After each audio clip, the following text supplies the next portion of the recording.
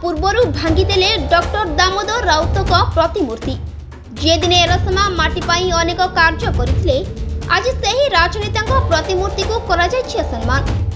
पारादीप एरसमा अंचलर पूर्वतन मंत्री डॉक्टर दामोदर राउतक प्रतिमूर्ति उन्मोचन पूर्वरु प्रशासन भांगिदेवा घटना को नहीं राजनीति कंपुथिबा बेले एही घटना को तीव्र निंदा करिछि पारादीप नगर बीजेडी।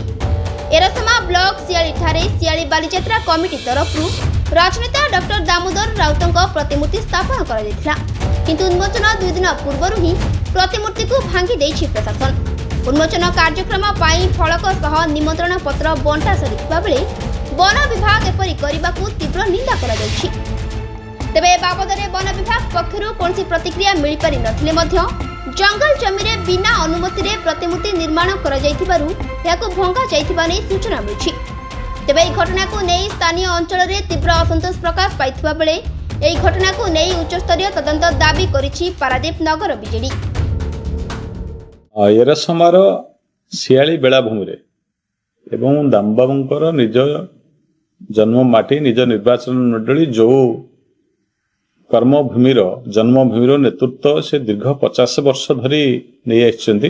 तांका समग्र जीवन लोकमानक पई लोकमानक सेवारे एवं एरसमा पई देइछन्ति। सेही जगह रे तांकर प्रतिमूर्ति उन्मोचन होबाक थिबा बेले तार 2 दिन आगु जो अमानवीय ढंगरे ताकू भांगी दिया गला, यह अत्यंत दुख क्षोभर विषय। आम या दृढ़ निंदा करुछु। एभली काम को कहीं सभ्य समाज ग्रहण करिवे नहीं। आमे जदि जगतसिंहपुर जिला सारा ओडिशा रे एक सभ्य शिक्षित एवं अग्रणी जिला कहले अत्युक्ति हेबे नहीं। एमिटी भाषा साहित्य संस्कृतिर सुरक्षा पाई एवं पूज्य पूजा पाई आमे सर्वदा जगतसिंहपुरवासी जगतसिंहपुर नेतृत्व काम करिया स्वाधीनता अमलरू जो नेतृत्व माने आज पर्यंत जो माने जगतसिंहपुर विकास पाई जगतसिंह उन्नति पाई काम करि आछन्ति सेमानकु तांको अवर्तमान रे तांको एभली अपमान साधारण जनता केबे सहाय करिबने। दामबाबू केवल एरसमार नुहंती जगतसिंह जिला नुहंती समग्र ओडिशा रे जणे परिचित राजनीतिक व्यक्तित्व जणे स्वाभिमानी साहसी राजनीतिक व्यक्तित्व। तांकर दक्षता सारा ओडिशावासी जानती।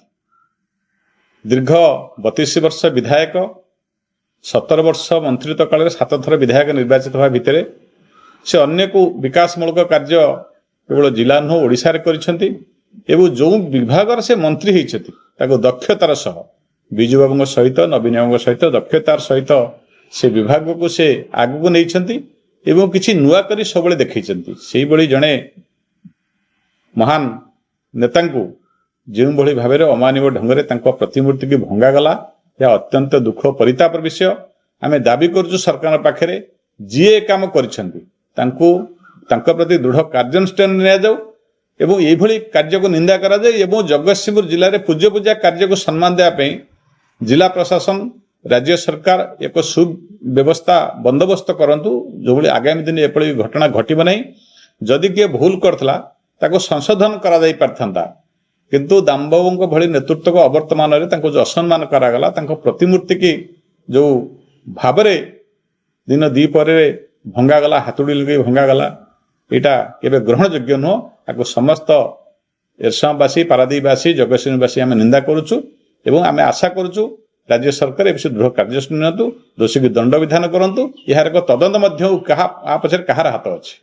जदि आपनको आम भिडियोटी भल लागिला तेबे आम चैनल को लाइक शेयर और सब्सक्राइब करबा को जमा भी भूलंतु नहीं।